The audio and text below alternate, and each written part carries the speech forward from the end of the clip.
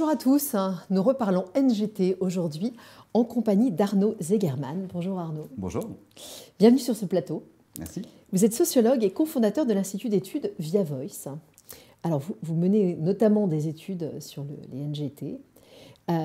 Comment sont-elles, ces nouvelles techniques, sont-elles perçues aujourd'hui par les consommateurs ? Alors avant tout, il faut avoir conscience qu'elles sont assez peu perçues.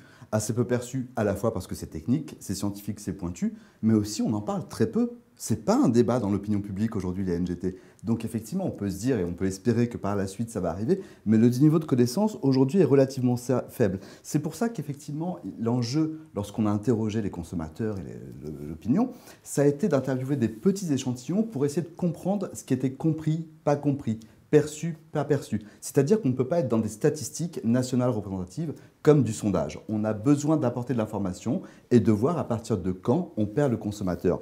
Mais en fait, c'est assez compliqué parce que ce qui se passe, c'est qu'aujourd'hui, on est, vous le savez, dans un contexte d'équivalence des points de vue. Donc finalement, le discours scientifique face à un discours de peur, face à un discours de fantasme, c'est très difficile. Et ça va être très difficile d'expliquer un certain nombre de choses parce que la culture scientifique, finalement, elle n'est plus si développée que ça. On aimerait qu'elle le soit plus, mais il va falloir aller vite parce que plus on attend, plus il y aura des fantasmes, plus il y aura des peurs. Vous prenez un petit échantillon, vous lui expliquez très concrètement ce que c'est que les NGT, comment ça marche scientifiquement, vous leur expliquez que c'est une innovation scientifique importante. Et ce côté innovation scientifique, c'est vu comment ? Alors, il y a plusieurs dimensions.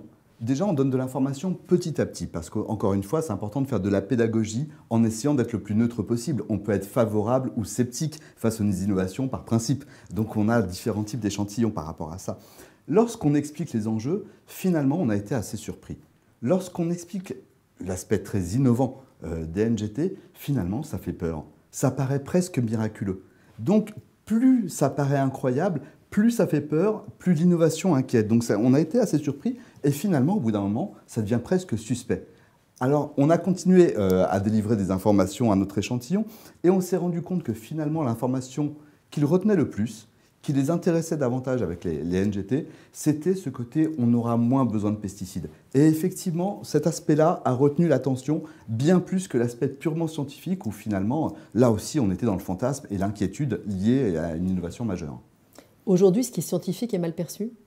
J'irai pas jusqu'à dire que ce qui est scientifique est mal perçu. J'irai jusqu'à dire qu'on est dans une société de la défiance, je ne vous apprends rien. Cette société de la défiance touche aussi la science. Nos confrères de l'IFOP avaient réalisé il y a quelques années une étude pour savoir si les scientifiques en France étaient perçus comme neutres. Il y a à peu près un petit peu moins de la moitié des Français qui se disent non, il peut y avoir un problème de neutralité à l'égard des scientifiques. Donc même les scientifiques sont touchés par la défiance.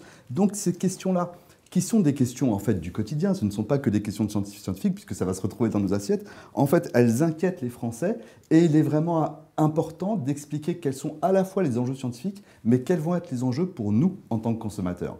Mais c'est assez compliqué parce que c'est loin de ce que pensent les Français au quotidien et de leurs préoccupations. Vous avez parlé des pesticides. Alors l'enjeu de faire baisser l'utilisation des pesticides est bien perçu.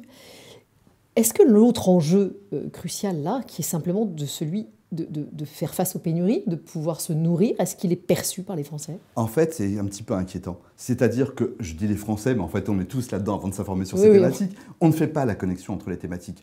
On ne fait pas la connexion entre, effectivement, les besoins en matière de production, les risques de carence. Donc, en fait, c'est assez surprenant. Je vous rappelle le début de la guerre en Ukraine. Le pays était vraiment s'enflammait sur les réseaux sociaux. Pourquoi ? Parce qu'on manquait de moutarde. Donc, effectivement, on a manqué de moutarde. C'était l'inquiétude généralisée. Et on ne se dit pas que les pénuries peuvent se poursuivre par la suite pour d'autres raisons. Sur des sujets peut-être plus importants. Et sur des sujets plus importants que la moutarde, effectivement. Et le lien entre les NGT et ces pénuries ? Non, ce n'est pas effectué. D'où l'importance, effectivement, de développer une pédagogie. Et j'insiste sur le fait de la développer le plus tôt possible avant de laisser de la place au fantasme. Parce que développer de la pédagogie sur quelque chose qui n'est pas connu, c'est pas si compliqué. Casser des fantasmes, là, ça devient plus compliqué. J'allais revenir sur ce mot fantasme. On est vraiment dans un monde de fantasmes quand on approche ces sujets-là ? Oui, on est dans un monde de fantasmes parce que finalement, l'imaginaire à propos de tout ce qui relève du génome, c'est quoi ? C'est les dystopies, les films de science-fiction. On n'est que sur du fantasme. Mais effectivement, en plus, ce qui est intéressant, c'est que si vous regardez la littérature ou le cinéma, Lorsqu'on parle effectivement de génétique, on est toujours sur des dystopies, jamais sur des choses vraiment fascinantes ou qui donnent envie d'aller vers un avenir radieux. Donc effectivement, l'imaginaire est sur de l'inquiétude. Et il va falloir construire effectivement à la fois de nouveaux imaginaires et expliquer ce qu'on est en train de faire. Mais c'est compliqué parce que ce n'est pas que de la science, c'est aussi de la culture scientifique. J'insiste sur ce point-là, c'est-à-dire la capacité à différencier ce qui relève de la science de ce qui relève soit du fantasme, soit de l'idéologie. Il faudrait faire travailler Hollywood sur ces sujets-là de façon un peu plus utopique que dystopique, c'est ça que ça veut dire? Je crois que c'est un peu moins porteur aujourd'hui, mais ce serait l'enjeu, oui. Si on doit retenir qu'une seule chose en conclusion, Arnaud. Alors si on doit retenir qu'une seule chose, je vais tenir compte du contexte, la période. On a des élections européennes qui approchent. Ça me paraît être un sujet fondamental. Fondamental. Les politiques sont toujours, à mon sens, même si je les aime beaucoup, un peu en vitesse de croisière. Ils abordent les mêmes sujets que lorsque j'étais petit pour les élections européennes.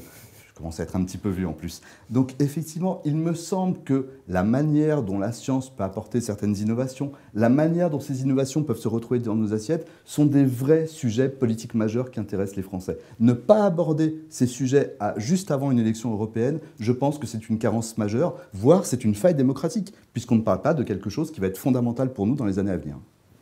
Il faut espérer qu'ils vous entendent, sinon il va falloir vous lancer en politique, Arnaud. Non, jamais. Merci beaucoup. Merci à vous.